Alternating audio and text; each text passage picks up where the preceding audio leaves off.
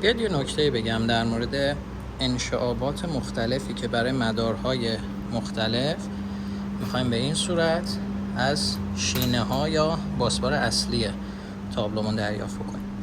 خیلی از دوستان برای اینکه کمتر سوراخ‌کاری انجام بدن روی شینه یا چنین دلایلی میان چیکار میکنن؟ یه سوراخ اینجا میزنن، یه کابشو، یه سیم و کابشو میذارن روی سوراخ، یه سیم دیگر هم کابشو میزنن، به این صورت دوبل میکنن و به یه پیچ میبندن. حالا فرض کنید 2 تا کابشوی دیگه هم این سمت میزنن، 4 تا انشعاب رو از یه سوراخ روی شینه میگیرن با پیچ و مهره.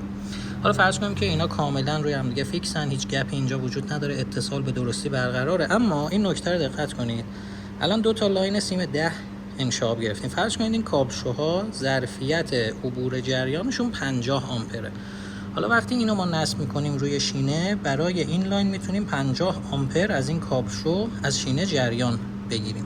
اما وقتی این میاد روی این قرار میگیره، دیگه این مستقیم به شینه وصل نیست، یعنی جریان این مسیر هم باید از داخل کابشوی پایینی عبور کنه.